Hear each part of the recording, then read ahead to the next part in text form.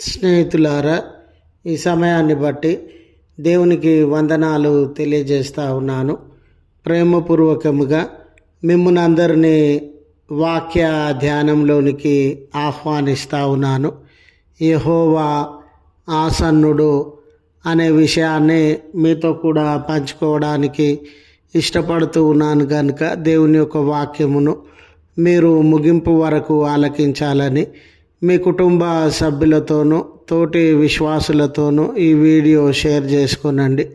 మీ ప్రార్థన మనవులు కామెంట్స్ రూపంలో కానీ ఫోన్ కాల్ ద్వారా కానీ తెలియజేయండి. నమ్మకంగా మీ కొరకు ప్రార్థిస్తాము.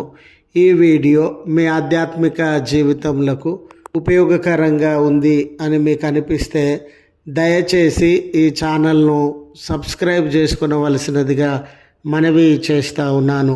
లేఖనము కీర్తనలు 34వ కీర్తన 18వ వచనము. విరిగిన హృదయం గల వారికి యెహోవా ఆసన్నుడు. స్నేహితులారా, జీవితంలో మనము ఎన్ని జాగ్రత్తలు వహించినటువంటి వారంగా ఉండినా, ప్రణాళికలు ముందు చూపు కలిగినటువంటి వారంగా ఉండినా, కొన్ని ఇబ్బందులను ఆయాసకరమైన పరిస్థితులను మన జీవితంలో నుండి పూర్తిగా మనము నిలువరించలేము. ఇలాంటి సందర్భంలో జీవితంలో ఆయా సందర్భాలలో విఫలం కావడం అనేది, ఇతరులతో మోసపోవడం అనేది, ప్రియమైనటువంటి వారికి దూరం కావడం అనేది, మనం అనుకున్నవి కాకుండా అకస్మాత్తుగా జీవితంలో వేరే మనకు ఆయాసాన్ని, కష్టాన్ని కలిగించే సంఘటనలు జరగడం అనేది సర్వసాధారణమైనటువంటి విషయం.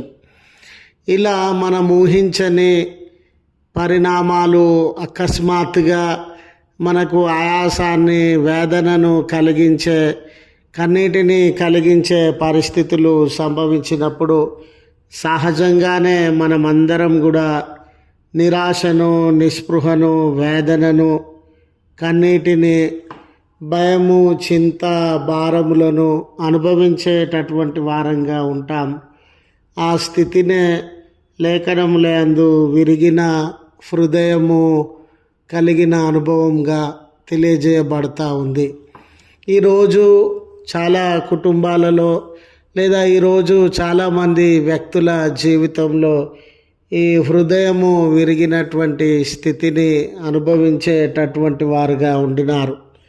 నిజమే స్నేహితులారా, ఇలాంటి నిరాశ, నిస్పృహ, వేదన, నొప్పి కలిగిన అనుభవంలందు దేవుని కృప ఎల్లకాలము మన పట్ల ఉండిందని, ఆయన పరిస్థితులు ఎంత భయంకరంగా ఉండినా, పరిస్థితులు ఎంత ప్రమాదకరంగా ఉండినా, పరిస్థితులు ఎంత నిరాశను కలిగించేటటువంటివిగా ఉండినా, ఆయన మనలను విడిచిపెట్టే దేవుడు కాదని, మర్చిపోయే దేవుడు కాదు అనే విషయాన్ని లేఖనము మనకు గుర్తు చేస్తూ ఉంది. ఎప్పుడైతే మనము నొప్పి కలిగిన అనుభవముల మధ్య, వేదన కలిగిన అనుభవముల మధ్య ఉండినామో, దేవుడు మన ప్రక్కన నిలువబడగలిగిన దేవుడు ఆ నొప్పి కలిగిన అనుభవాలలో మనతో కూడా ప్రయాణము చేయగలిగినటువంటి దేవుడు.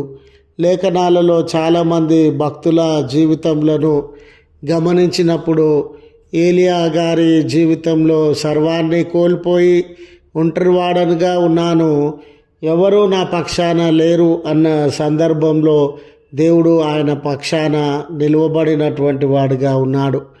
ప్రభుల వారు సమాధి చేయబడిన పునరుత్థానము జరిగిన సందర్భంలో శిష్యులందరూ కూడా ఈ రకమైన నిరాశను, నిస్పృహను, వేదనను అనుభవించే వేళ వారి ప్రక్కన ఉండి వారిని బలపరిచినటువంటి వాడుగా ఉండినాడు. దేవునికి నీ నొప్పి ఏంటో అర్థమవుతా ఉంది, దేవునికి నీ ఇమోషన్స్ ఏంటో అర్థమవుతా ఉంది. అంత మాత్రమే కాదు, ఈ నొప్పి వేదనకరమైన పరిస్థితుల నుండి ఆయన నిన్ను స్వస్థపరచగలిగినటువంటి దేవుడు, నీ పరిస్థితులను చక్కపరచగలిగినటువంటి దేవుడు అనే విషయాన్ని తెలియజేయడానికి సంతోషిస్తూ ఉన్నాను.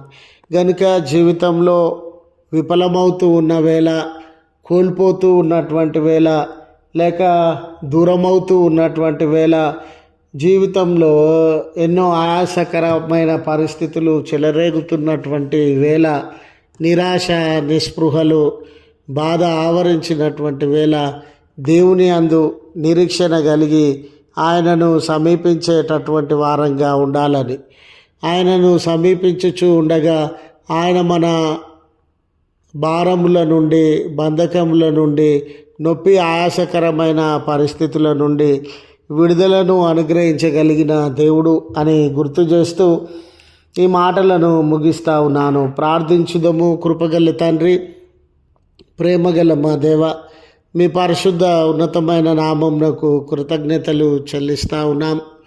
నిజమే మా జీవితాలలో కొన్ని సంఘటనలను బట్టి, సందర్భములను బట్టి నిరాశ నిస్పృహలను, నొప్పి ఆయాసములను అనుభవించుచు ఉన్న వేళ, విడిపోయినటువంటి దేవుడవు, మా జీవితంలో చెల్లచెదరైనటువంటి వేళ సమకూర్చగలిగినటువంటి ప్రభుడవు, అట్టి కృపా కనికరములను మా పట్ల కలిగి ఉన్న విధానమును బట్టి మీకు వందనాలు చెల్లిస్తూ ఉన్నాం.